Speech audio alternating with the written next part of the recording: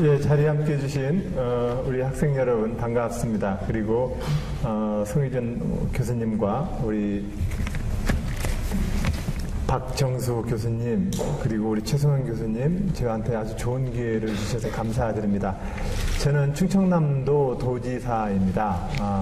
17명의 시도지사가 있는데 전국 17명의 시도지사 중에서 제일 젊은 도지사입니다. 저는 학번으로 치면 83학번입니다. 저보다 바로 그 다음 젊으신 분이 인천의 송영길 시장님, 거기는 이제 81학번이십니다. 이제 그런데 그 17개 시도지사가 올라가라고요? 올라가면 그래. 이 올라가는 게 이렇게 괜찮아요? 네. 여튼간에 왔다 갔다 하겠습니다. 그러면 그래서 시도지사 17명 있는데 대한민국에는 아시다시피 대통령이 계시죠. 그리고 299명의 국회의원이 있습니다. 이 299명의 국회의원과 대통령을 선출해서 대한민국은 민주공화국으로서의 국가 운영을 체제를 만들어 놓고 있습니다. 그러고 나서 우리가 만들어 놓은 것이 광역행정단위로서 시도를 만들었습니다. 근데 이 시도에 대해서 저는 조금 다른 견해를 가지고 있습니다. 나중에 수업 시간에 그걸 한번 서로 간에 토론들을 좀 해보시기 바랍니다. 뒤에 제가 질문을 받겠지만 여기서는 제 견해를 얘기를 그냥 쉽게 이야기하겠습니다. 그에 대해서는 다양한 이견이 있을 수 있으므로 그것은 여러분들의 전공 수업 시간에 더 많은 이야기들을 나누길 저는 기대해 봅니다. 어쨌든 대한민국은 광역행정이라고 하는 시도 단위를 둡니다. 미국으로 치면은 연방정부가 있고 스테이트가 있고 카운티가 있고 시티가 있죠. 거기는 4단계입니다. 이제 프랑스 같은 경우는 꼬민이 있고 레지옹이 있고 프로방스가 있죠. 근데 우리가 말하는 대한민국은 국가와 시도와 시군구가 이렇게 3단계로 나뉘어져 있는데 이 17개의 시도지사들이 모여서 시도지사 협의회를 이렇게 구성을 하고 있습니다. 그래서 지방자치사단체다 이렇게 얘기하면 시군구의 구의회의 연합회, 시장, 군수, 구청장의 기초단체장들의 연합회, 시장, 도지사들의 17명의 시도지사 협의회, 시도의회, 광역의회 협의회 이렇게 4개 단체가 지방 사단체의 모임으로 되어 있습니다. 제가 이제 오늘 주제로 말씀을 드릴 것은 딱 2가지만 우선 얘기를 오늘 좀 제 주제에서는 얘기해 볼게요.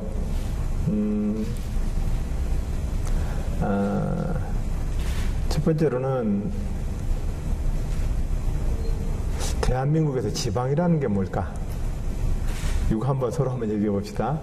대한민국에서 지방이라고 하는 것, 컨츄리하다는 것, 로컬이라고 하는 것, 그것이 대한민국에서 어떤 역사를 가졌는가 그거 한번 얘기 서로 한번 나눠봅시다. 제에게는 지방이 훨씬 더 21세기의 새로운 발전 동력이고 우리에게 새로운 기회를 제공할 것이라는 말씀을 드리고 싶습니다. 2번째로 제가 여러분들과 좀 함께 나누고 싶은 이야기는 여러분들은 어떤 형태의 정부를 원하십니까? 이 문제입니다. 여러분들은 어떤 형태의 정부를 원하십니까? 이 뒤에 2번째 문제부터 얘기를 하겠습니다. 전 세계에서 많은 나라들이 1992년에 클린턴 엘고어 정부가 출범할 때부터 그 이전에 1992년과 93년도에 90년과 91년도에는 고르바초프의 페로스카이 이래로 동구권이 무너졌죠. 동서냉전의 대립이 끝났습니다. 1917년 볼셰비키 혁명 이래로 유지되어 왔던 그 체계가 70년 만에 끝났습니다. 1991년에 동구권이 붕괴로. 왜 70년 만이라고 얘기하냐면 고르바초프가 소련 중앙당의 페레스트로이카와 글라스노스트 개혁과 개방 노선에 대한 중앙위원회 보고서를 제출한 게 1987년이거든요. 그래서 제가 딱 70년만 버티다가 끝났다고 얘기하는 겁니다. 1987년에 소련 공산당 중앙위원회에 제기했던 고르바초프의 공산당도 자임하는 전위의 정당으로부터 인민에게 선출되어야 합니다. 라고 하는 형태의 정치개혁과 시장개혁 문제에 대한 고르바초프의 보고서가 동서냉전 체제의 붕괴의 가장 마지막이자 최초의 출발점이었기 때문에 그렇습니다. 자, 무너지고 나서, 그렇게 무너지고 나니까 이제 서방, 미국만 남았어요. 즉, 서방과 미국과 자본주의 시장 체제가 전 세계의 유일한 체제가 됐어요. 사회주의 계획경제 체제와 자본주의 시장 경제 체제라고 하는 진영의 이 싸움 통해 2차 세계대전도 벌이고, 우리나라 같은 경우는 그 동서냉전의 바람이 분단을 가져왔고, 그 분단이 전 세계 인류 역사에서 가장 유례를 찾을 수 없는 가장 많은 민간인이 죽어나간 6.25 전쟁을 치르게 만들었어요. 이 출발점은 아마 영국에서 산업혁명 초기에 공산당 선언을 했던 막스의 원인인지도 모릅니다. 그로부터 우리는 동서와 이념 대립을 통해서 세계는 두 패로 나눠졌고, 이 두 패로 나눠진 그 세계의 파워가 대한민국을 양분시켜버렸습니다. 그리고 이 양분된 이 상처는 아직도 오늘날 대한민국의 많은 것들을 규정해버리고 있습니다. 자, 이 정치사에 대해서는 세계사회 과정에서 한번 더 봅시다. 근데 제가 여러분들께 어떠한 정보를 원하십니까? 라고 제가 묻는 겁니다. 어떠한 정보? 그 1990년 동서냉전이 무너지고 나서 미국의 엘고와 클린턴 정부는 정부 혁신의 길을 선언했습니다. 그리고 그때 1953년 이래로 40년을 끌어오던 일본의 자민당 연합 집권 체계가 무너져 버렸습니다. 그리고 1992년에는 이탈리아의 김인년, 베를루스코니가 이끌던 김인년 체계가 무너졌습니다. 그러니까 동서냉전의 이 냉전의 틀을 가지고 서로 간에 기대고 있던 사람들이 한쪽이 무너지니까 이쪽도 무너지는 겁니다. 그래서 일본의 정치체제나 서방의 정치체계들도 매우 급속도로 자기 변화를 하자고 제안이 되기 시작했습니다. 근데 이 변화의 틀을 어떤 방식으로 끌었느냐?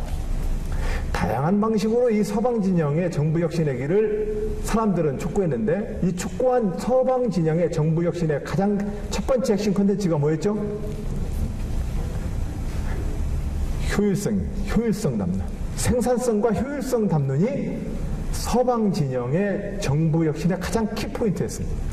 동서냉전 할 때 미소 간에 대립하니까 남부가 좀 식탄을 낭비하면서 물자를 낭비하고 전쟁을 치더라도 그건 다 봐준만 했습니다. 왜냐하면 동서 전쟁을 치러야 되니까. 그러나 이 대립이 무너지고 나서부터는 비대해진 중앙 집중화된 국가 권력의 비효율성을 제기하면서 결과적으로는 정부 조직이 이런 식으로 재원 낭비를 해가지고는 효율성이 없다. 그리고 거기서 내가 세금을 계속 못 나겠다. 이러면서 정부 혁신의 바람이 불기 시작했습니다. 이 정부 혁신의 바람이 1990년대에 불어온 정부 분야의 생산성과 효율성 담론이었습니다. 우리 대한민국에는 이 생산성과 효율성 담론에다가 플러스 하나가 더 들어왔습니다. 서비스 마인드입니다. 서비스 마인드. 그래서 관존 민비, 관의 문턱이 높았던 그 관의 권위주의 시대로부터 정부는 주권자들에게 서비스하고 봉사하는 기관입니다라고 하는 서비스 봉사기관으로서의 정부의 재탄생.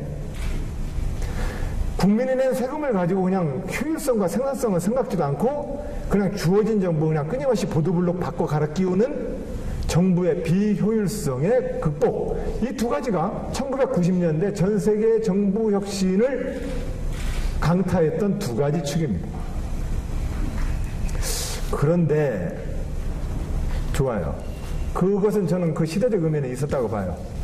딱딱하고 권위적이었던, 그리고 주권자에 의해서 국가라는 이름으로 애초에 땅 위에 사람이 있었던 것인데, 우리의 국민교육 현장과 우리 사회문화는 우리는 국민으로 태어난 겁니다.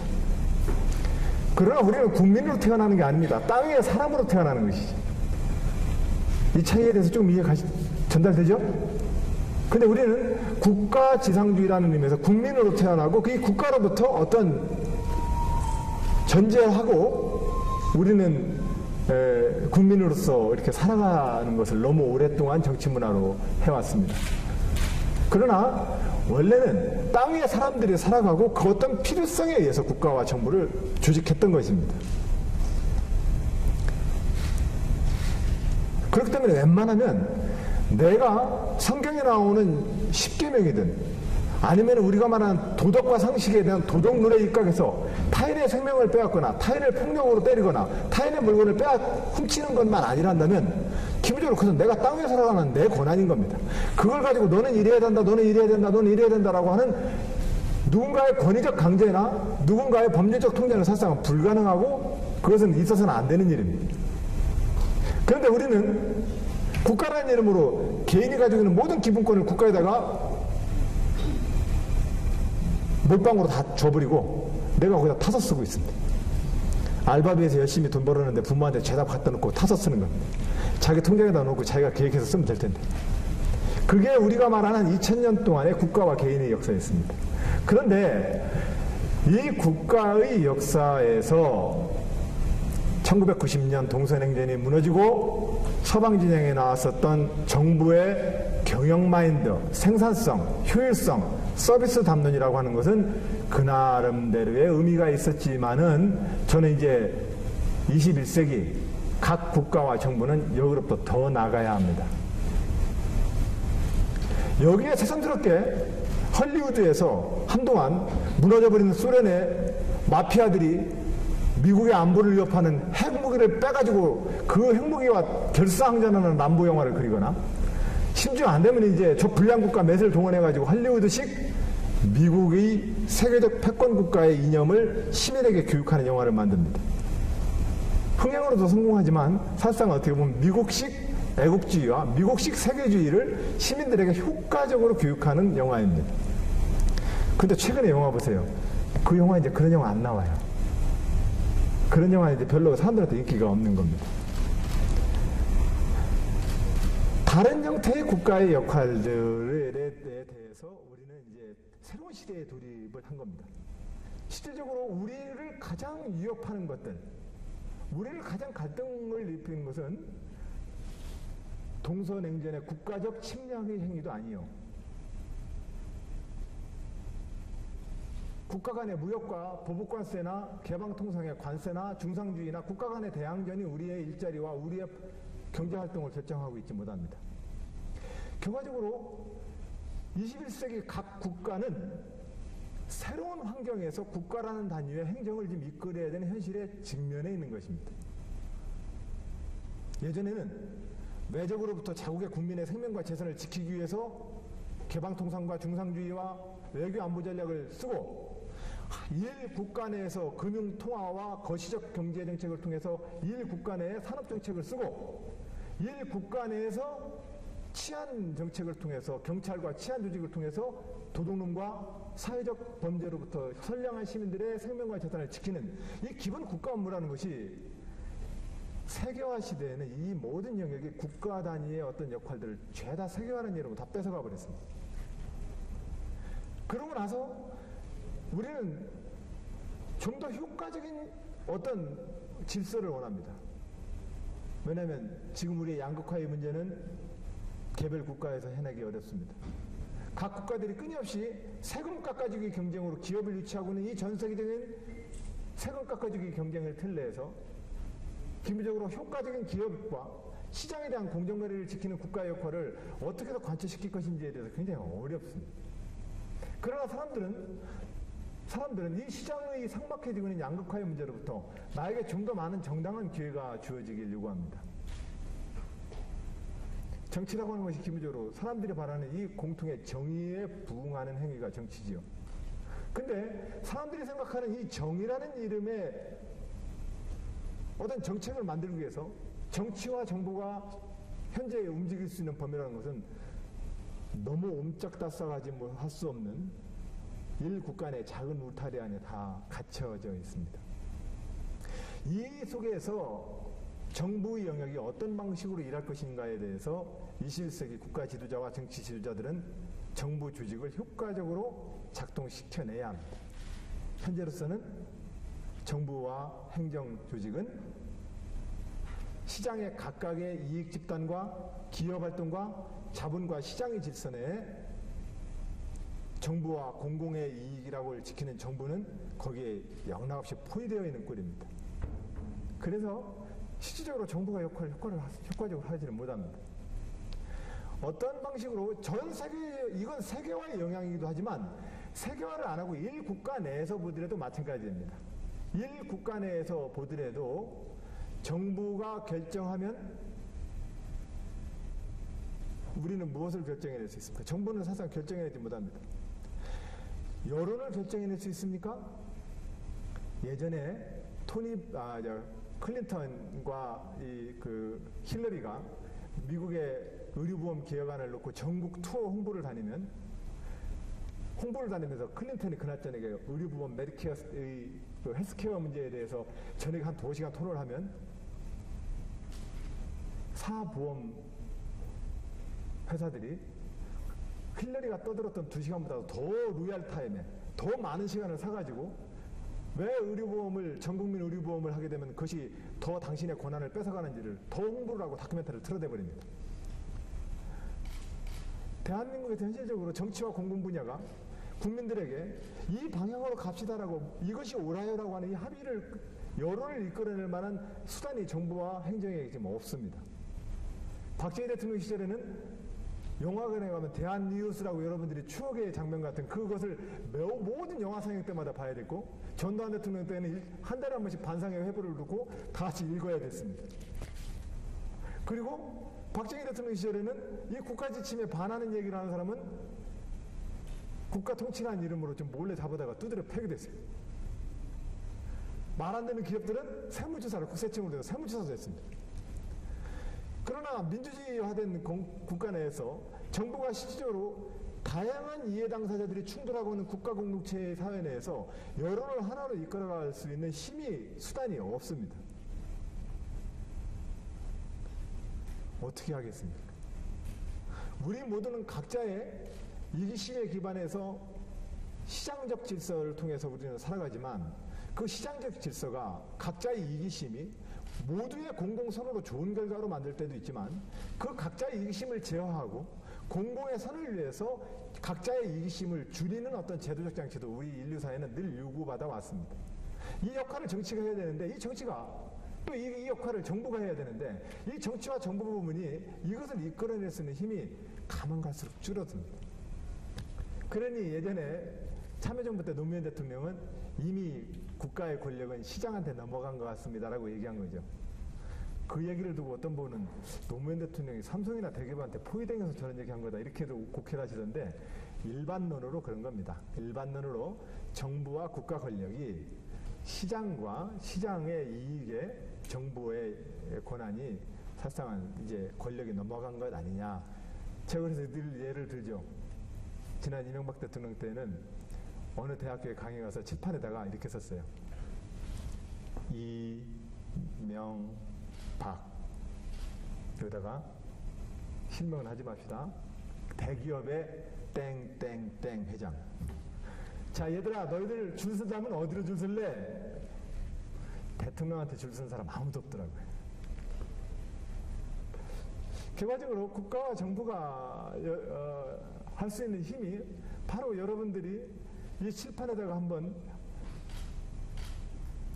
나 어느 편 할래라고 편을 먹는다고 할 때 대통령이랑 아무도 안 먹겠다라고 하는 이 상황, 이것이 대한민국 현재 전 세계 모든 정보 부문이 갖춰가고 있는 현실입니다. 이 정보 부문이 어떻게 하면은 좀 더 좋은 사회를 위해서 정부가 자기의 작동의 힘을 발휘할까? 21세기 마키아벨리즘적인 또 다른 통치 철학이 필요할까요? 중세 군주 시대에 군주의 무기력함이 얼마나 많은 인민과 전쟁으로부터 인민의 생명이 빼앗기는지에 대한 그 절치부심을 놓고 마키아벨리는 군주론을 썼죠. 그럼 21세기 또 다른 정부 역할에 대해서 뭔가 21세기판 마키아벨리즘이 필요할 판입니다. 지금. 바로 이 문제를 풀어야 되는 것이 정부 혁신의 핵심적인 과제와 고민입니다. 여러분들 지방행정을 고민하고 정부 행정을 공부하는 학생 여러분, 정부가 어떻게 하면 인류 역사를 통틀어서 땅의 사람들이 자기가 만들어낸 노동의 대가를 세금이라는 형태로 국가에게 양효를 하고 그 양해된 힘을 모아서 정부가 우리 모두의 공통의 이익을 지키는 국가회를 효과적으로 작동하고 운영시킬 것인가, 이 문제에 대해서 21세기 정부 혁신의 길은 답을 내놔야 합니다. 저는 이 문제에 대한 가장 효과적인 답, 그것이 지방자치로 가는 길이라고 저는 생각을 합니다.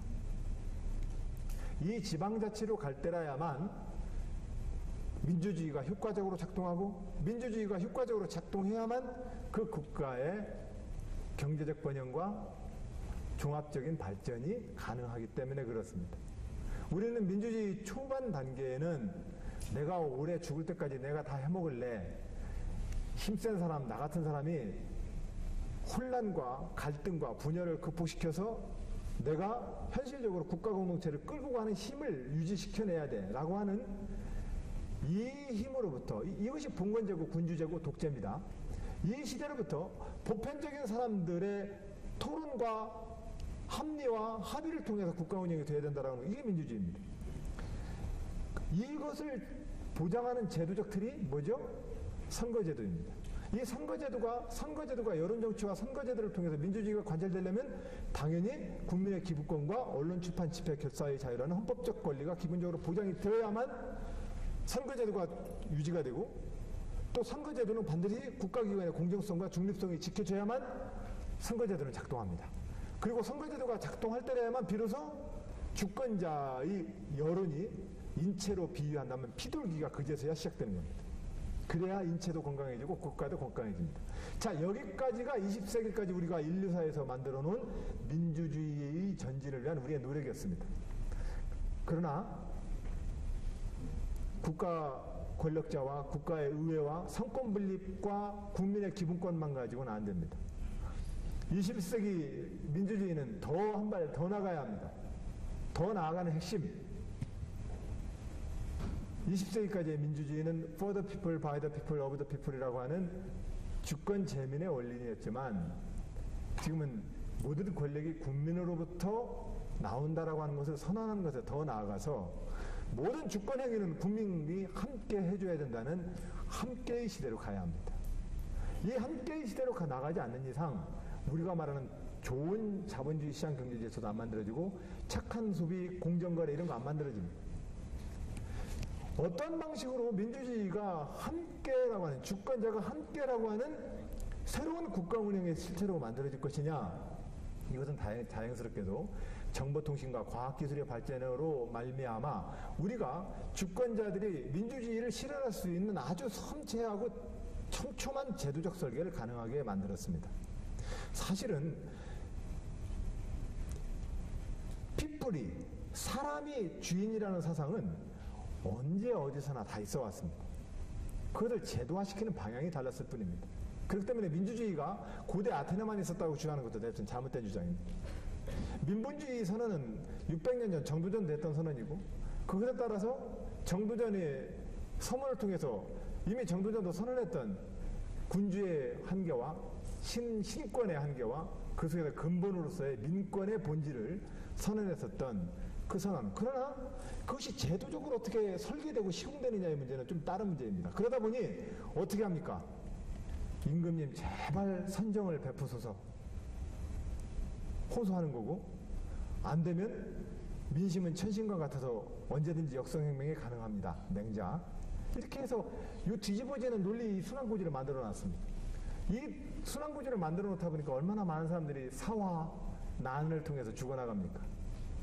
그래서 민주주의를 제도적으로 우리가 현재까지 전진시켜 놓은 거죠. 자, 현재 민주주의, 더 좋은 민주주의를 향한 우리의 인류사의 진행에서 우리가 지금 가장 핵심 민주주의 과제는 for the people 시대로부터 함께하는 민주주의로 가야 된다. 그래야만 손님 있고 주인 있고 갑이 있고 을이 있는 이 국가 운영과 시장 질서 체제를 극복해낼 수 있습니다. 생산자가 있고 소비자가 있고 농촌이 있고 도시가 있고 이런 식으로 서로 이 순환 고리 관계를 다 끊어놔 버리면 결과적으로 우리는 작동하지 않습니다. 생산자와 소비자가 잘 결합될 때라야만 더 좋은 형태로 우리는 소비를 해양할 수 있습니다. 식품유생법에 따라서 여러분들께 좋은 전처리가 잘 된 감자와 양파를 제공한다고 칩시다. 그러나 여러분들이 잘하는 어떤 농가와 거래를 통해서 감자를 구매해서 먹는다고 봅시다. 어떤 형태가 여러분들에게 식품위생을 더 안전하게 보장합니까? 대규모적인 대량 소비와 대량 공급을 위해서는 표준화되고 규격화된 어떤 제품 규격에 따라서 시장의 상품이 유통되도록 해야 될 것입니다. 그러나 그렇게 되면 감자로 치면 감자 일가마 뜯은 밭에서 소출을 하면 그 중에 여러분들이 이마트와 롯데마트에서 살 수 있는 균일한 그 감자 크기는 몇 개 안 나와요. 그거보다 더 크거나 더 작은 감자 어쩌란 말이에요. 우리들이 특 A급이라고 먹는 특불 소고기, 그 소 100마리 키워봤자 몇 마리 안 나오는 고기예요. 나머지 고기는 다 똥값이에요. 그럼 도대체 그 농가들이 어떤 방식으로 하라는 거예요? 삼성 반도체에서 반도체를 100만 개 만들었는데 그 중에 200만 개만 팔 수 있고 800만 개는 폐기 처분해야 된다. 그러면 삼성 공장이 유지되겠어요? 유지 불가능해요. 근데 이걸 유지하라고 현재 있는 소비 패턴, 그게 농수축산물 시장 소비 패턴이에요. 이래가지고는 이 자원의 낭비와 에너지의 낭비를 막을 길이 없습니다. 이 문제를 놓고 유통체계를 아무리 어떻게 혁신을 한들 유통자본에다가 재정을 집어넣어서 공무원들한테 갈아떤 농수산물 시장과 달리 착한 소비를 해낼 수 있는 유통상해를 아무리 만들든 이것은 유통자본의 문제만은 아닙니다. 우리가 어떤 형태든 간에 계약되어진 소비들을 해줘야 되고 실명과 이름이 있는 농수축산물을 생산해내야 합니다. 그렇게 해서 이 소비 패턴이 소비자들에게는 자기 소비에 대한 신뢰와 안전성을 보장해주는 일이고 생산자에게는 균일화될 수 없는 어떤 상품의 가치들을 극대화시켜내줘야 합니다. 그래야만 에너지나 자원 낭비를 막아내고 우리는 효과적인 농업의 생산성들을 약속해 줄 수 있습니다. 바로 이런 모든 과제들, 전통 재래시장을 죽이는 대형마트를 근접시키지 못하게 하자는 정책들도, 일자리가 양극화되고 있다라고 하는 이 갈등의 문제들도, 결과적으로 다 이 문제는 법과 제도와 재정이라고 하는 국가의 고유한 수단만 가지고는 이제 더 이상 해결이 불가능합니다. 그래서 저는 젊은 우리 대한민국의 미래의 지도자분들께 호소합니다. 그리고 이 과정을 통해서 주권자 여러분께 호소합니다. 저 나라 살림을 맡아보겠다고 나서는 정치인인데요. 주권자 여러분 함께 해주셔야 합니다. 함께 해주시지 않고서는 어떠한 국가 지도자들도 이 현재의 위기를 극복할 수가 없습니다. 저는 그 이야기를 드리고 싶은 겁니다. 이 이야기를 통해서 우리가 함께 할 수 있는 틀, 그 지방자치입니다. 지방자치 제도를 국가 운영의 민주주의에 좀 더 확산되어진 국가 운영과 정부 제도로서 지방자치를 확대시켜 나가고, 그리고 여기에 기본적으로 삼투압이 일어나는, 강물이 바닷물을 만들어서 하구원을 만들듯이 관과 정부 영역과 민간 영역, 공공 영역과 시장 영역이 삼투압이 일어나는 그 마을과 자치단위에 주민들의 자치주의가 만들어져야 합니다. 그래서 마을 공동체가 그 과정에서 이 삼투압들을 원활하게 유지시켜 준다면 우리는 시장의 실패와 정부 부분의 실패, 20세기의 이 양극단의 실패를 극복하는 새로운 유형의 국가를 만들어낼 수 있습니다. 그래서 여러분들이 함께 해줘야 된다. 그래서 지방자치다. 이렇게 말씀을 좀 드리는 겁니다. 혹시 제 말씀 전달됐습니까? 이러면서 박수 한번 쳐주시기 바랍니다. 네.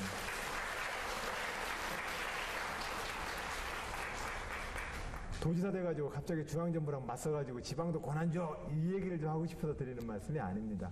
저는 오히려 이 지방자치에 대한 믿음은 93년도부터 노무현 대통령과 지방자치 실무연구소를 만들어서 그때부터 5천원, 1,000원 막 회비 걷어가면서 그 연구소를 한 2년 반 정말로 어렵게 운영해드렸습니다. 그러면서 이제 그때 느꼈던 것들, 저는 박정희 전두환 군사독재 정권에 저항하면서 제 청춘기를 다 보냈던 그런 청춘기를 보냈던 사람입니다. 그래서 그 청춘기를 보냈던 많은 사람들이 김영삼 대통령과 문민정부가 등장하고 나니까 독재자도 사라지고 이제 더 이상 싸울 게 없어요. 내 평생 조선에 자주 독립했는데 일본 애들이 망해가지고 다 없어졌어요. 난 지금부터 뭐 하지? 이 아노미 현상이, 이 혼란 현상이 1990년대의 현상입니다. 그 당시 여러분들은 그 당시 분위기를 좀 이해하려면 서른잔치는 끝났다. 시 알죠? 서른잔치를 끝났다는 시집이 그 당시 많은 사람들한테 신금을 울렸죠. 뭔가 끝난 것 같아. 난 아직 다 안 끝난 것 같은데. 끝난 것 같아. 내 청춘을 다 받을러서 전과자가 되고 엄마 아빠가 너 좋은 대학 가서 잘 살으라고 했는데 그 대학 중간에 잘리고 친구들 감옥 잡혀가고 그 중에 친구들 만나면 또 떨어져 죽고 그 청춘기를 다 보냈는데 내 인생에 남는 건 하나도 없고 세상은 다 바뀌었다고 얘기해. 이 절망감들. 이 절망감이 1990년 우리들이 겪었던 갈등이고 공포였고 두려움이었습니다.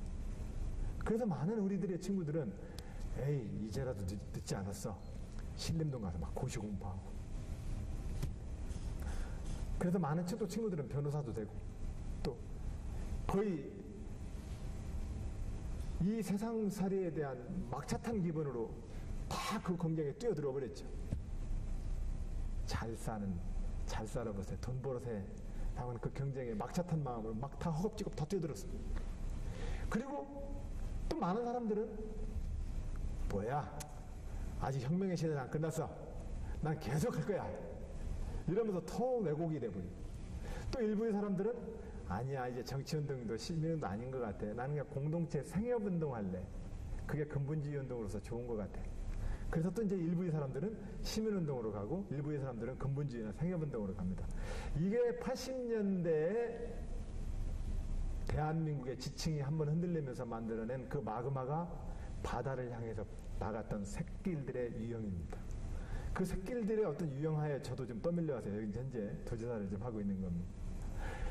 이 자리에서 여러분들께 제가 말씀을 드립니다. 지방 민주주의가 잘하는 나라가 선진국이고 그 나라가 미래에 대한 번영이 있습니다. 이 민주주의를 어떻게 잘할 것이냐. 이 민주주의를 잘하자는 마음은 우리 인류 역사 모든 역사의 지도자들이 민주주의 잘하고 싶었던 겁니다. 왜냐하면 우리식 옛날식으로 표현하면 백성을 이길 사람은 아무도 없으니까. 그 민주주의 잘하고 싶었던 겁니다. 근데 이 민주주의를 잘하고 싶다는 정성과 마음만 가지고는 되는 일이 아닙니다. 제도화에 성공해야 합니다. 제도화에 성공해야 되는데 이 제도화는 과학기술과 시민 여론과 시민의식이라고 하는 시대적 제약에 많이 걸립니다. 그래서 이 지금 시대의 지방자치를 지금 시대에 걸맞게 지방자치를 잘 발전시키는 것이 21세기 더 좋은 민주주의의 과제이고 21세기 모든 나라 정부들이 지금 걸쳐있는 가장 큰 과제다. 이 말씀을 드립니다. 자, 두 번째, 이건 첫 번째 주제로 짤막하게 정리하겠습니다. 지방 삶에 대해서 어떻게 생각하시냐 제가 말씀드렸는데, 그 거창고등학교 졸업생 10개명 혹시 인터넷에 보신 적 있어요? 나중에 한번 보세요. 거창고등학교 교장선생님이 아이들한테 졸업할 때 가르쳐주는 거창고등학교 10개명이에요. 그 중에 첫 번째가 뭐냐면, 가까운 사람과 애인과 부모가 반대하는 길로 가라. 애인이 굳건히 반대한다. 그럼 바로 그 길이 너의 가능이다. 그 길로 가라. 결과적으로는 중심은 이미 발전 가능성이 제로인 곳입니다. 당장은 현상 유지가 가능하지만 그 중심은 더 이상 발전의 가능성이 없는 곳입니다. 모든 발전은, 모든 창조는 변방으로부터 일어납니다. 신현복 선생의 변방을 찾아서라고 하는 최근에 스틸집이 작년에 나왔죠. 거창고등학교 10개문과 신현복 선생의 변방을 찾아서라고 하는 가만히 글들을 이렇게 보면 어떤 삶의 지혜가 있는 거고 그 삶의 지혜가 맞는 겁니다. 예를 들면 이광재 전 강원도지사와 저는 30대 중반에 대한민국에서 대통령을 만드는 젊은 사람이라고 지명을 당한 영광을 누린 적이 있습니다. 근데 그게 20대 때 노무현 대통령과 만났던 그 인연이 우리에게 그 영광을 줬는데, 노무현 대통령과 일하면은 어떻게 되느냐. 88년도 노무현 대통령이 되셨는데 92년도에 떨어졌어요. 92년도에 떨어지고 95년도에 떨어지고 96년도에 떨어지고 98년도에 떨어지고 96년도에 떨어지고 98년도에 당선됐다가 2000년에 떨어지고. 근데 떨어지는 중간에 이제 우리 같이 일했던 스태프들은 그 당시에 한 지방자치연구소를 할 때에도 우리 스태프들이 여러 명 있었는데, 그때 그 총각 때, 총각이나 마누라, 아내가 직업이 있는 경우에는 40만 원. 아내가 직업이 없이 가정이 있는 사람은 50만 원 해가지고 이제 봉급을 이렇게 받아들였어요. 그때 국회 보좌관 봉급이 한 400만 원꼴 이렇게 됐을 때였어요. 어느 날 갑자기 우리끼리 앉아서 먹다가, 야, 우리가 지금 월급 400만 원과 40만 원이란 말이에요. 그럼 이게 1년으로 치고 이게 10년이라고 치면 이 신혼기 때 열심히 벌어서 좀 어떻게 그 지방칸이라도 마련해야 될 텐데 이 10년 이렇게 하다가 꽝 되면 참 우리 황당하겠다. 그러죠. 현실적으로. 물론 우리한테 그것이 아주 결정적 두려움이 됐던 건 아닙니다. 그러나 이제 우리가 앉아서 이제 그렇게 이제 이렇게도 해보고 저렇게 해보고 그러면서 이제 우리가 노무현 대통령에서 함께 일하는 우리의 자부심을 그렇게 서로 하긴 했었는데, 여러분들 대한민국에서 지방은 어떤 의미일까요? 대한민국에서 서울과 중앙은 어떤 의미일까요? 제가 지방자치와 관련돼서 지방을 묻는 이유는 1894년 돌백인과 한길사에서 1994년에 출판된 조선과 그 이웃 나라들이라는 책이 있습니다. 1994년에 나왔는데 1995년도에 제가 지방자치 실무연구소를 하면서 그 제목이 너무 재밌어가지고 그 책을 사봤는데 그것이 1994년 그 현재의 시점에서 딱 100년 전 1894년에 조선을 여행했었던 영국 왕실 지리협회 이사벨라 여사의 조선 기행문이었어요. 근데 그거 딱 100년 전, 1994년도에 100년 전 이 땅을 여행하고서 썼던 그 기행문인데 그 배간의 그 외국인 여성, 영국 왕실 지리협회 여성이 서문에서부터 쓰는 게 그렇게 써요. 조선은 한양을 중심으로 움직인다. 모든 지방 관리도 지방에 부임하자마자 한양에 계신 임금님을 향해서 엎드려 절을 한다. 그는 취임하자마자 바로 또한 한양 주변으로 올라와서 다음 부임지에 좋은 부임지를 위한 로비 작업에 들어간다. 이 조선은 한양을 향해서 걷고 한양을 중심으로 움직이는 사회다. 이렇게 써놨어요. 그러면서 그 조선 사회가 얼마나 왕과 한양 중심으로 움직이는지를 쫙 기록해놓고 있어요. 그걸 보면서 제가 1994년도에 야, 이런 500년의 역사를 지닌 나라에서 내가 지방자치 하자고 하는 게 이게 지금 씨알이 맥히는 일일까 아닐까. 이제 이런 생각을 그때 했더랬습니다. 그러나 분명한 사실은 저는 대한민국 그 전체를 볼 때에도 수도권 과밀화를 통해서 들어가는 이 직접의 경제적 효과는 보다는 이제 과밀화와 직접을 통한 경제적 비용이 더 커진 시대가 되어 있고 수도권 과밀화를 막아내기 위해서 박정희 대통령 때부터 노무현 대통령까지 역대 대한민국 모든 정부의 고민이 수도권 과밀화에 따르는 국가 경제력의 낭비를 어떻게 막을 것이냐의 문제가 가장 큰 고민이었더랬습니다. 근데 이 주제가 이명박 들어와서 180도 바뀌었습니다. 오히려 좀 더 고집적하고 고집적을 해야만 경제적 효과가 더 있다고 주장을 해버렸습니다.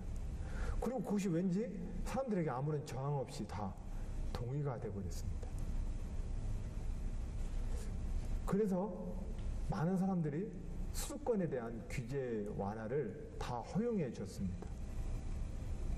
그러나 국토의 효율적인 이용과 그리고 모든 사람들의 이 경제적 번영의 기회를 놓고 봤을 때 아주 쉽게 비유한다면 11명의 축구 선수들이 공 하나 가지고 몰려다니면서 공차면 그 축구팀은 맨날 집니다. 운동장을 가장 효과적으로 쓰는 축구팀이 이기는 겁니다. 국가의 경제력도 마찬가지입니다. 집적을 통해서 얻을 수 있는 도시화와 집적의 효과라는 것이 있지만 그 도시화와 집적만 가지고는 이루어낼 수 없는 또 다른 국가 경쟁력의 요소에 대해서는 우리는 너무 무시해왔습니다. 우리는 저임금 수출 드라이브 정책을 입각해서 수출만이 살 길이다라고 생각했던 시절에는 도시화를 통해서 아파트 밀집지역을 통해서 도시 근로자들의 밀집된 숙소를 통해서 저임금에 기반한 노동집약형 산업을 발전시켜서 우리는 전 세계에 우리 물건을 팔았습니다. 그리고 그런 도시화를 통해서 물량을 공급했던 그 시스템은 우리 산업구조하고도 맞았습니다. 그러나 그 산업 구조는 지금 대한민국의 GDP에 별로 그렇게 기여하는 산업이 아닙니다. 현재 미래의 대한민국을 이끌 수 있는 새로운 크리에이티브와 경쟁력들은 다른 요소에서 만들어져야 합니다. 저는 여러분들께 지방이라고 표현되어지는 이 공간이 루저, 지방이 루저로 통하는, 서울에 살지 않으면 루저가 되어버리는 이 문화적 패턴으로부터 문명사적으로 우리 모두가 한번 이전해 가보자, 한번 저는 제안 말씀을 좀 드립니다. 누구랑 저녁에, 내가 그래서 가끔마다 홍대 앞에서 우리 저녁에 안 만나고 한 달에 한 번씩 그렇게 안 해도 나 인생에서 뒤지지 않는다는 자부심을 가져야 돼, 이런 얘기를 하죠. 근데 이것은 왜 문명사적으로 중요하냐면 50달러였던 국민소득으로부터 지금 2만 달러가 됐는데 지금 우리가 더 불행해지고 있잖아요. 이것은 양을 가지고 대한민국의 발전 전략이 이제 더 이상 불가능하다는 걸 의미합니다. 누군가와 견주어서, 누군가와 비교해서, 누군가의 그 비교 가치를 통해서 자기의 지위를 확인하는 것으로는 절대로 우리가 말하는 21세기 질 좋은 발전을 못 만드는 겁니다.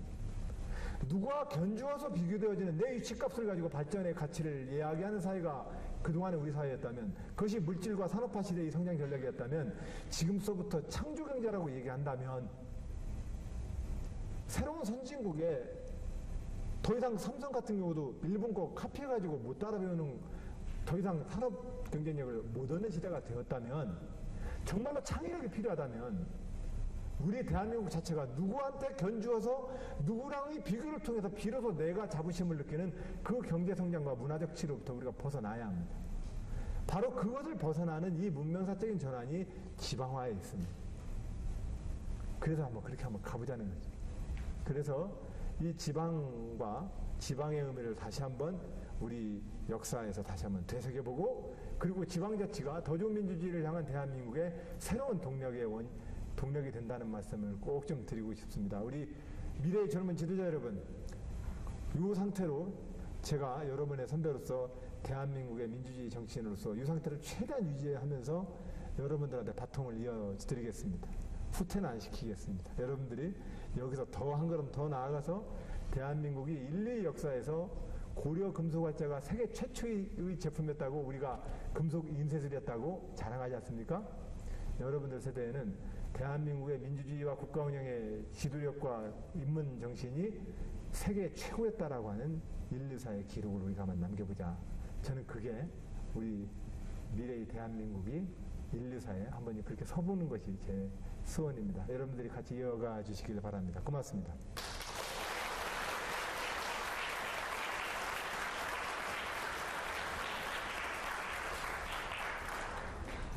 예, 감사합니다. 그 더 좋은 나라, 그리고 더 좋은 지방을 통한 더 좋은 나라에 대해서 이 특강을 해주신 이 안희정 지사님께 다시 한번 박수 좀 보내주십시오. 지금부터 한 15분 정도 그 질문과 답변하는 시간을 갖겠습니다. 너무 질문이 많더라도 좀 자제해 주시고, 이 손을 들어서 질문을 받도록 하겠습니다. 소속하고, 그 다음에 이름을 밝히고, 그 다음에 간략하게 질문을 좀 해주시면 고맙겠습니다. 자, 손을 들어주십시오. 오케이. 여기 마이크가 준비됐나요?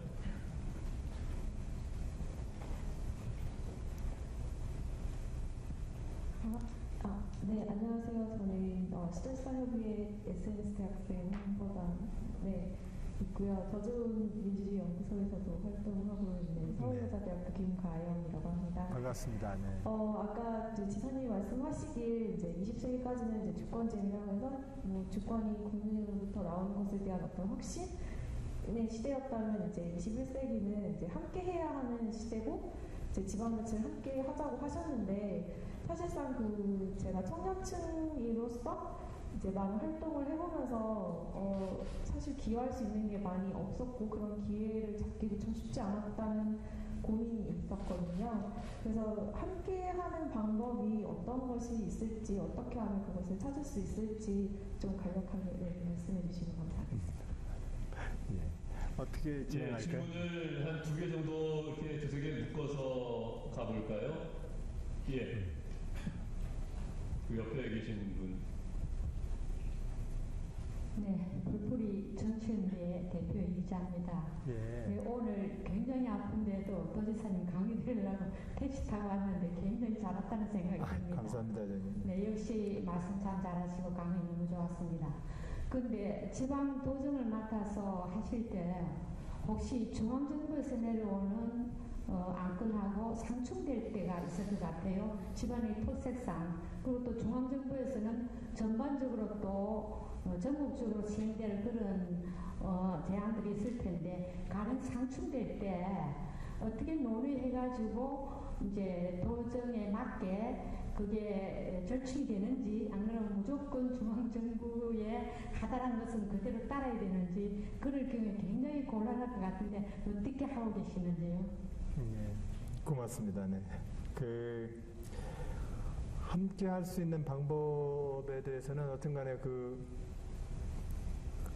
다양한 형태, 오래된 미래를 쓴 여 교수님 계시죠. 갑자기 그 교수님 성함이 호주 출신의 여 교수님이 지난해 충청남도에서 행복 컨퍼런스를 했어요. 그래서 이제 행복을 주제로 각국의 행복을 어떻게 주제로 다루는가 하는데 부탄이란 나라에는 가장 제일 힘센 장관님이 행복장관님이에요. 그 행복장관님인데 그 행복장관님이 하신 일이 뭐냐면 각 부처에서 새 예산이 올라오면 행복이라고 하는 행복지수를 가지고 그 부처 예산 사업을 분석을 해서 거기에 통과를 해야만 예산이 성립돼요. 그거 보니까 참 우리가 크게 말하면 부탄보다 우리가 훨씬 더 잘 살고 좋은 나라 같은데 국가정책의 품질을 행복지수를 가지고 마치 젠더 정책을 가지고서 성인지 정책의 예산에 대한 심사를 하는 것처럼 행복지수를 가지고 행복지표로 각 부처의 모든 작업들을 그 8가지 지표입니다. 헬스, 제가 기억을 잘못하겠는데 그걸 가지고 이렇게 평가를 하더라고요. 그 컨퍼런스를 하는데 오래된 미래라는 책을 쓴 저자인 그 분이 그 얘기를 하는 거예요. 공동체 너무 어려워하지 마세요. 참여 너무 어려워하지 마세요. 혼자 있는 시간을 줄이세요. 무엇을 하려면 가까운 이웃을 찾으세요. 친구들을 찾아서 일정한 공통의 목표를 가지고서 뭔가를 하나 만들어 보세요. 그 작은 단위가 당신을 고립된 하나의 가족으로부터 이웃의 공동체로 당신들을 만들게 돼요. 뭔가 공동의 것을 한번 만들어 보세요. 이 세상, 근데 이제 우리 사회는 저만 해도 그 말이 예전에는 싫었더랬어요. 왜냐면 농촌 공동체에서 살다 보고 또 워낙 가부장적인 봉건제 질서에 살다 보니까 너무 간섭하는 게 싫은 거예요. 누가 누구로부터 간섭받기도 싫고 나 그냥 나 혼자 내 자유공간과 프라이버시라는 이름 안에서 내 사적 공간만큼은 뺏기 싫어. 내 문 엄마 아빠도 문 열고 들어오지 마. 놓고 해서 들어와. 놓고를 하더라도 들어오지 말라면 좀 안 들어왔으면 좋겠어. 이런 이 사적 공간을 끊임없이 좀 지키고 싶어하는 이 욕구가 우리들이 저는 있어 왔어요. 여러분들은 어떤가 모르겠는데 그러다 보니까 그렇게 해서 아이를 키우고 이렇게 크다 보니까 이 문제가 자꾸 생기는 거예요. 왜냐면 아이를 키우려면 안희정 도지사가 필요한 게 아니고 누구누구 아빠가 돼야 되는 거예요. 누구누구 아빠라고 내가 불릴 수 있어야 그 아이를 누구한테 내가 맡기든지 부탁을 하든지 케어를 같이 하든지 그리고 나도 적어도 누구누구네 집 아빠와 매듭증은 알아둬야 내 아이가 어떤 생각을 하는지를 나게 효과적으로 알 수 있거든요. 그러니까 내가 무슨 아빠가 되려면 반드시 내 현관문을 열고 이웃과 함께 일정 정도의 그룹을 만들어야 돼. 그래야만 내가 좋은 아빠가 되는 거거든요. 근데 이 역할을 우리가 언제부턴가 다 단절을 시켜버렸거든요. 그래서 이 공간을 다시 한번 잘 정립해 봅시다. 그래서 공자를 싫어하고 유교를 싫어하고 있는 공자가 죽어야 나라가 산다라고 했던 책처럼 그 흐름이 우리 사회에 있는 건 사실입니다. 그러나 유교적 가치라고 하는 것이 또 가지고 있는 사람들이 본성에 대한 공동체에 대한 윤리에 대한 문제에서 우리가 취할 수 있는 것들은 같이 또 취해서 공동체를 같이 꾸려야 될 일이 많습니다. 그런 점에서 참여라는 공간을 너무 넓게 보면은 크게 보면 이게 너무 커서 자기가 못할 것처럼 느껴질 때가 많습니다. 오히려 저는 이제 학부형들을 만나면 학부형들께는 학교 운영위원회, 급식위원회 꼭 참여해 주세요. 학교 운영위원회 참석해 주세요. 학교 운영위원회에서 아이들이 어떠한 수학여행을 가는지 좀 체크해 주세요. 아이들 6학년 돼서 수학여행 갈 때 학년별로 가지 말고 반별로 가게 해주세요. 왜냐면 학년별로 가면은 그 많은 아이들을 농촌 마을에서 농촌 관광으로 못 받아요. 반별로 와야만 농장에서 아이들을 한 20명 받아서 농업 외소득을 농가가 올릴 수 있는데 학년으로 가지 말고 반별로 가게 해주세요. 학부형 여러분 좀 부탁해요. 이렇게 얘기를 하거든요. 그러면 그건 학부형으로서도 이제 참여를 하는 거예요. 어떤 공간에서 자꾸 참여를 해줘야 합니다. 그렇게 해서 그 학교가 지역사회와 함께 또 움직여야 되고, 근데 지금 지역사회와 또 학교가 또 같이 안 가죠. 요 고리를 자꾸 엮어줘야만 우리가 좋은 사회로 간다, 이런 말씀 좀 드립니다. 그리고 우리 회장님이 주셨던 말씀이 중앙과 싸울 때, 예. 지금 그런 일이 대표적으로 이명박 대통령 때는 4대강 사업이었는데, 근데 4대강 사업은 금강 같은 경우는 충청남도에 금강이 7개 시군을 이렇게 관통해서 흘러요. 전라북도 1개 지역이랑 충북 지역에 1개 지역이랑.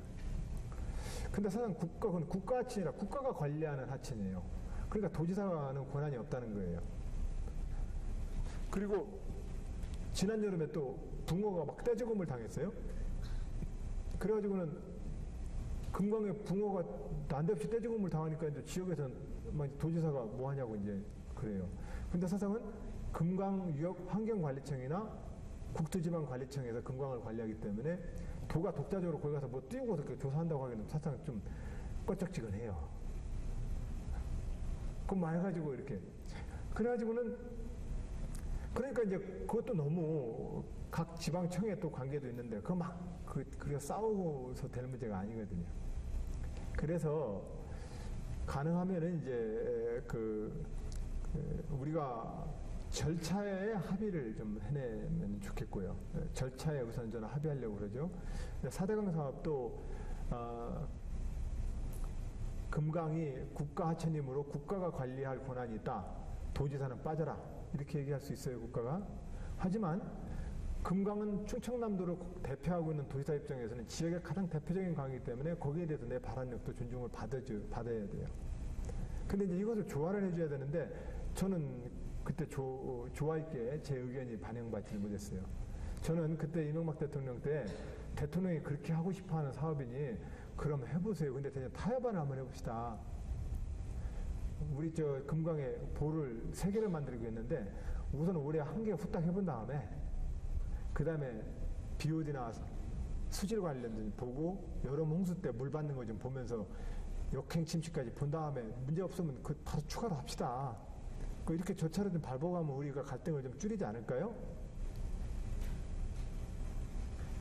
그렇게 해서 청와대에다 제안을 했더니 일주일 뒤인가 청와대에서 흘렸나 국토부에서 보도자료를 냈나 충남도지사가 전향했다고. 4대강 사업 찬성으로. 그러니까 이제 여러분 이런 식으로 이제 서로 대응을 해가지고 그때 굉장히 저도 난감했어요. 근데 또 한편으로 이 4대강 사업을 반대하시는 분이 그 충정에 대해서 동의를 하지만 그러나 또 한편으로 보면은 절차를 밟아달라고 요구를 해야지 그것을 선과 악의 싸움으로 놓고 부딪히는 건 저는 옳지 않다고 생각해요.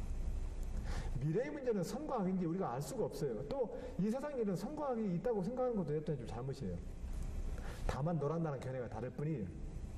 너랑 나랑 견해가 다를 뿐인 것이고 너랑 나랑 견해가 다를 때 우리는 어떤 방식을 통해서 결론을 낼 것인가에 대해서 이 절차와 과정의 문제를 가지고 서로 간에 좀 논쟁을 하고 그리고 이 절차와 과정에 규칙이 정해지면 이 규칙 내에서 자기 주장을 최대한 세게 주장을 해서 타협안을 좀 만들어보고 그렇게 해서 결과적으로는 우리 강과 국토를 잘 지키자는 거 아니겠습니까? 이제 그런 관점으로 자꾸 이제 조정을 해야 되는데 현재로서는 가능하면은 대립적 마찰로서 문제를 풀어지지는 않은 문제여서 그 과정으로 그렇게 자꾸 타협안들을 만들어서 진행을 합니다. 그리고 올해 연말 정도가 되면 저는 이제 이렇게 하려고 합니다. 대한민국이 중앙정부로부터 도가 있고 시군이 있는데 도가 옛날로 치면 관찰사란 말이에요. 관찰사가 다른 게 아니라 이름당 관찰하는 거예요. 사또들이 일 잘하는지 관찰을 이렇게 해가지고 제일 잘못하네라고 장계 쓰는 거예요. 그러니까 중앙정부의 현장 관리 감독자로서 도의 업무가 그동안 600년 동안 해왔던 일이에요. 근데 이 일을 현장 감독자로 시장 군수들 자꾸 간섭하는 도가 되지 말고 광역 행정이 뭔가를 찾아서 도가 자기를 찾아내자고 이제 도를 계속해서 저는 도에서 그런 관점으로 이를 봅니다. 그리고 그런 관점에서 볼 때라야만 중앙정부한테 정책은 이런 방식으로 바꿔보자고 제안할 수가 있죠. 그 예를 들면은 해양시대에 충청남도에는 육지에 빗물이 떨어지면 어떻게 되죠? 시냇물이 되죠. 시냇물이 강물이 되고 강물이 어디로 가요? 바다로 가죠. 그렇기 때문에 육지에 떨어진 모든 물들은 바다로 가요. 그냥 가요? 퇴적과 침식을 시키면서 육지에 있는 뭔가의 무기질 덩어리를 가지고서 바다로 가요. 그럼 그 물 먹고 바다의 생태 자원이 사이클이 시작되기 시작해요. 근데 우리는 농업국가 시절에 아니면 인류 역사에 농경국가로서 농업의 인류 역사가 시작되는 그 순간에 우리는 그 순간서부터 육지에서 나가는 이 물을 최대한 막아가지고 농토로 쓰려고 했어요. 왜냐하면 그 퇴적과 침식을 통한 땅이 가장 비옥하니까. 비료가 만들어지기 전에. 그러니까 거기서 가둬가지고 땅으로 쓰려면 어떻게 해야 돼요? 강둑을 자꾸 막아야 돼요. 강둑을 막아야 되니까 어떻게 해야 돼요? 강둑이 침식이 돼서 올라가니까 그 물이 넘치면 그 아래에 있던 농경지고 사람이 빠져 죽잖아요? 그러니까 매번 2000년 동안, 3000년 동안, 5000년 동안 인류의 국가 역사는 맨날 이 강바닥 파면서 역사를 보내는 거예요. 이 강바닥을 파요, 계속. 그런데 이것이 강과 바다가 지금 만들어지는 우리의 모습인데 충청남도에는 이렇게 해서 291개의 방주제가 있어요. 하구원에 뚝을 만든 게 291개예요. 이 방주제를 통해서 간척 사업 같은 경우는 옛날에 정주영 회장이 만든 서산 AB주고 큰 간척지까지 포함해서 방주제가 291개가 있는데 이것은 농업국가 시절과 산업국가 시절에 농토와 산업용지를 임해산업단지의 산업용지를 얻기 위해서 우리는 바다와 강물이 만나는 그 생명의 땅에다가 가로막을 질러버렸어요. 이 문제를 어떤 형태든 간에 해양과 수산정책과 21세기의 해양의 가치의 입장에서 이 방주제 사업을 새롭게 한번 역간척을 한번 해보자. 이래가지고 한두 개 좀 엮어서 중앙정부한테 방주제 사업에 대한 우리의 제안을 좀 하려고 그래요. 가능하면 제가 그래서 대통령들께 말씀을 드립니다. 저는 민원 제기하러 대통령 만나러 안 옵니다. 적어도 대한민국의 책임 있는 국가 운영의 동반자로서 그 눈높이에 서서 국가 운영 이렇게 합시다라고 제안하러 오지 우리 지역에 밥 한 술 더 주세요. 이것만 가지고는 절대로 안 오니까 제가 만나자고 할 때 부담 갖지 말고 저 좀 만나주세요 라고 대통령들께 말씀을 그리드립니다.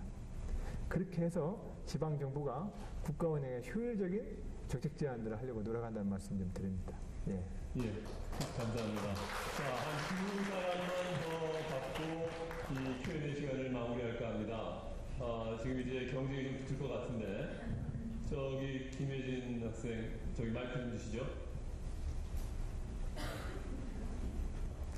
우리 박 선생님 수업에 있는 학생들인 것 같아요. 대학원 박사과정 학생입니다. 아, 그러세요? 질문이 네. 세게 나올 줄 몰라요. 안녕하세요. 유한의 행정학과 김예진입니다. 네. 어제 안전행정부에서 그 국무회의에서 그 2012년에서 16년 중기 지방 계획을 발표를 했습니다. 네. 거기에 따르면 지난해 지방정부가 지출한 사회복지비 중에서 국비보조 사업이 90.8%를 차지하고 있고 지방정부 지체 사업은 9.2%에 불과한 것으로 나타났습니다. 그래서 그 최근 무상교육 등 국가가 시행하는 복지정책에 따른 예산 집행이 늘어나면서 지방정부의 복지 지출 중 대부분을 국비 보조에 의존하고 있고 지방정부의 중앙정부에 대한 의존도가 점점 높아지고 있습니다. 즉 지방재정의 재정 자립도가 낮은 것으로 알 수 있는데요. 이를 해결하기 위해서 어떤 문제점이 해결되어야 되며 도지사님께서는 어떤 노력을 하고 계신지 궁금합니다. 예. 우리 박사님 그 질문하신 그 주제가 굉장히 많은 설명들이 좀 필요로 하긴 합니다만 이렇습니다. 지금 대한민국에서 국가에서 하여튼 대한민국 정부 국민들이 국가로부터 세금을 내가지고 국가라는 일반 행정이 하고 있는 일을 100개라고 칩시다. 그 100개라는 업무 중에는 강도 있어야 되고 비우면 치안도 있어야 되고 외적 국방도 있어야 되고 이런 업무들 모든 숫자 합쳐서 100개라고 합시다. 근데 이 100개의 업무 중에서 중앙부처와 장관님들이 직접 운영하는 중앙부처에서 직접 하는 업무는 대략 한 40%. 60%는 도와 시군을 통해서 그 업무가 추진됩니다. 그런데 재원은 어떻게 되느냐? 재원은 여러분들이 내는 모든 세금 중에서 지방정부의 수입으로 되는 것은 여러분들이 100원을 낸다면 20원, 80원은 국가가 다 걷어갑니다. 그러니까 돈은 80%를 가져가고 업무의 60%는 20%밖에 돈을 안 가지고 있는 지방정부에서 업무를 다 하고 있는 겁니다. 그러니까 이제 재원의 배분과 업무의 배분 구조에 있어서 이게 너무 안 맞는 겁니다. 이것을 맞춰보려고 역대 대통령들이 91년 지방의회를 시작하면서부터 지방사무 2항에 관한 특별팀들을 만들어가지고 계속 해마다 내려보내요. 야, 이런 것은 지방고위사무로 하자. 국가사무라고 보지 말자. 그래서 지방사무라고 주고 또 참여정부 때는 복지와 관련되는 100몇 개의 복지인덱스의 사업들을 거기에 대한 재정까지 붙여가지고 지방에서 내려보내요. 근데 묘한 게요. 우리 행정에서 오래된 유연의 법칙처럼 절대로 국가사무는 안 줄어들고 지방사무는 사무만 내려오고 돈은 조금 가면 없어져요. 이 구조가 계속되게 되어 있습니다. 그래서 이제 이 문제를 다시 봐야 된다는 겁니다. 제가 지방자치가 잘 되려면 왜 문화적으로도 이게 좀 바뀌어야 되느냐고 말씀을 드리느냐 하면 그러면서도 제가 지방자치 문제를 왜 대중앙정부를 향한 사무와 재정투쟁이라고 투쟁의 과제로서 지방자치의 과제를 보고 있지 않느냐면 국민들이 정치문화와 상식으로 이미 중앙집권에 대한 정치 패턴과 문화를 인정하기 때문에 그렇습니다. 그렇기 때문에 그 상식을 통해서 이게 싸워봤자 저것들 밖으로 싸움하라고 욕먹게 되어 있습니다. 그렇기 때문에 이 국민들의 걱정을 안 시키면서 지방자치가 꼭 가야 합니다라는 제 주장을 국민들께 효과적으로 설득하려면 별 수 없습니다. 몽당 연필 가지고 공부해서라도 공부 잘해야 합니다. 참 어려워요. 그런데 이 몽당 연필을 가지고서라도 지금 공부를 해서 점수를 잘 얻어내야 되는데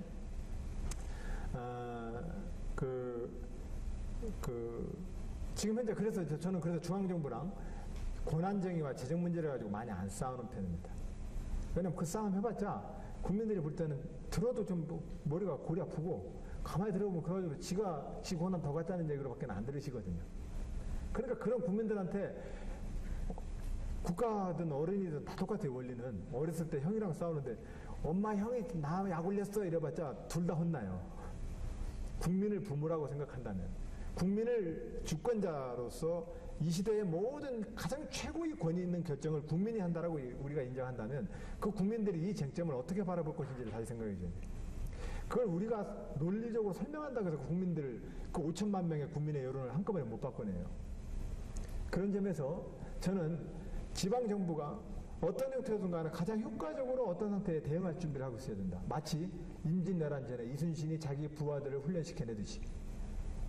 그렇게 해서 유사시에 이순신 부대가 그 국가를 구해야만 이순신 부대가 권한을 갖게 되는 겁니다. 지난 일본의 쓰나미 사태 이후 중앙정부가 무능력하다라고 일본 여론이 돌면서 일본의 내각은 일본의 지방자치 4단체를 국무회의급의 회의 단위로 만들어서 지지난해 그 회의를 만드는 특별법을 만들었습니다. 여론이 하도 따가운 눈총을 받으니까. 그렇게 해서 지방이 국가 운영에 있어서 좀 더 확실한 자기의 그 정책 파트너로서 지방정부가 크기가 자기 노력을 지금 일단은 해야 합니다. 그래서 권한쟁의 싸움은 제가 지금 교로서는 거의 웬만하면 감내합니다.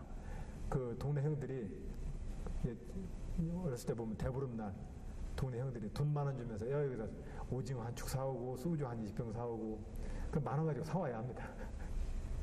그것이 불합리해 보이지만 그러려고 하는 노력 자체가 사람들에게 좀 더 설득력을 더 높일 겁니다. 그렇게 해서 지방정부가 현재의 권한쟁의에 대해서 국가이임 사무에 대해서 다양한 방식으로 얘기를 해야 되겠지만 그런 지방정부의 노력이 필요하고 그러면서 또 한편으로 제가 다시 한번 말씀을 드리는 건 지금 우리 사회가 다 중앙 집중화된 사회만 있어요.